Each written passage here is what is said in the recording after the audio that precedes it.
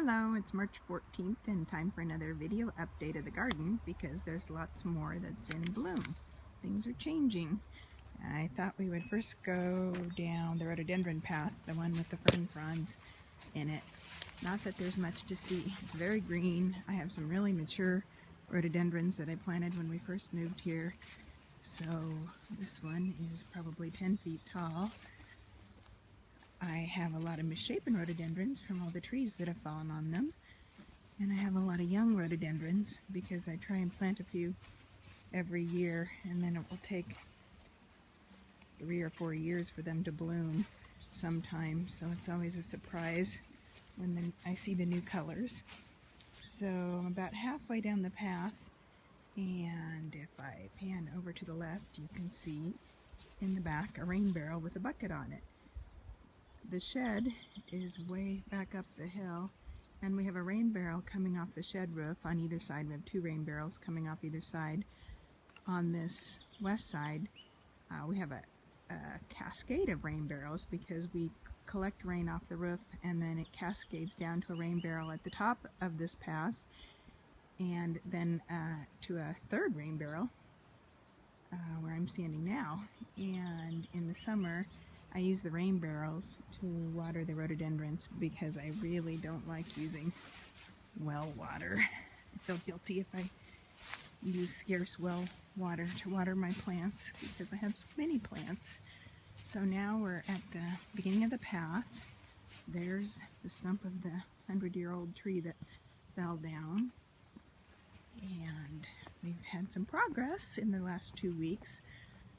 We put mulch down over here for this area, and unfortunately the mulch we bought to do this did not match the mulch over here, but those are the breaks. Arthur purchased a bunch of slate so we could finish the pathway, so he's got it all laid out, but he needs to get out the stone cutter to cut the pieces so they fit, and that is a really messy, dusty job.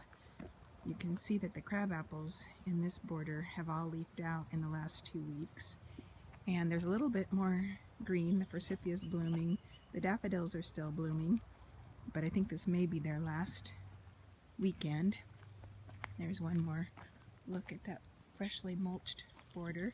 And then I thought we would go over here to the north side of the house and look at this new border that unfortunately, I keep calling it the septic border because this is where the septic system is, and it has these horrible green panel covers that need to be painted black or replaced or something so they don't stand out. But I plant so densely everywhere that last year I moved a whole bunch of plants that were too crowded into this border, and so it was almost instant mature border in some respects, and I moved a bunch of small plants. So I'm hoping that this fills in this year. Moved a few rhododendrons. In my pathway is the piece of heavy equipment. It's moved. Been moved since you last saw it. And here is my newest tree acquisition. This beautiful magnolia with these magenta, huge magenta flowers that I used to not like these. And magenta is certainly a much maligned garden color, or a much disdained garden color. But I loved it. It's kind of garish, I suppose, but they're so beautiful, and it's such a crazy pop of color at this time of year. So this is the first year for this tree, but I think it's going to be fabulous when it's huge. And it'll be a good barrier between the next door neighbor's house and our house. So now we are on the west side of the house. And Arthur was very industrious the last couple weeks. He did a ton of work for me, which I loved.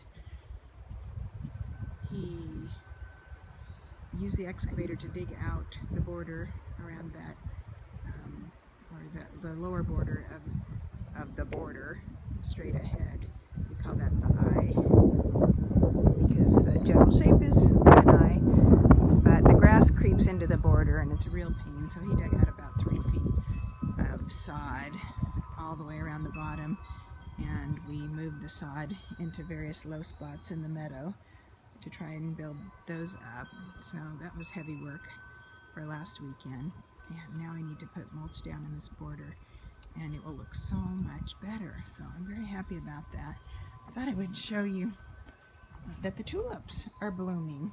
So these are tulips. This is their first year, so they should be giant and, you know, really big. But of course, these were the ones that got munched. But you can see a few survived, even though they got munched, which is a miracle. And then those don't look like they have much promise. But I have some others over here really close to the house that look like they're going to be big and beautiful and fabulous when they pop out. So that's good. And now we're going by the west side of the house because I want to show you, and there's the outdoor room, I want to show you that we finished this rock border. So the rock border ended right there at that blue spruce tree, and we wanted to finish it because we wanted to take it over to the edge of the garden. And I really wanted a focal point rock in here, one that we could sit on, because this happens to be an area with a great view. Because if I turn around, there's Cousteau, there's the water, and you're looking straight down sort of the valley of the meadow. This also happens to be the designated hole number 1 on the Frisbee golf course designed by Nash and Noah. So it was important to have something big enough to be a Frisbee target, and we need big Frisbee targets around this house. So yet to do is this rock border that needs to go around this fir tree here. We have plenty of cobbles that are about 6 inches across, but I think that's too small because this tree is going to be huge and it's going to have a huge trunk. So I think that the rocks need to be about 1 foot in diameter, so the scale looks better. I don't think the scale will be perfect. I think it's going to be a little hokey, but we're going to try it because I think it needs a border to fit in with the rest of the rock walls around here. And then the last thing I will show you is the front of the house, which, if you looked at the last video, you would see that it's filled in some. We have a lot more green. We have lots of little daffodils here, and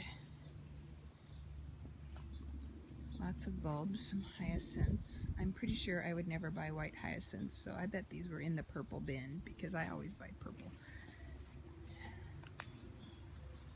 And we're just walking towards the front door. And over here is the front door, and what could, I guess, be described as my very twee entrance, because it's a little too prissy and sweet. So when we had the landscape designer out a couple weeks ago to help us figure out how to put an orchard in front, when we walked around the house, she suggested that we put a focal point here, which just makes so much sense, because she then said then it won't look like a bunch of little plants with nothing to guide your eye. So that made a ton of sense. She also gave me some great ideas for what to do with this little half moon border here that's next to the house. There's no topsoil here, so anything that's green here has to be in a pot, but you can see it's just sort of a mishmash of pots. So she suggested I buy 3 pots exactly the same and put in some consistent plantings, which makes all the sense in the world, so I'm excited about that. There's the dining room, and there's the food garden, and that's all I have for you today.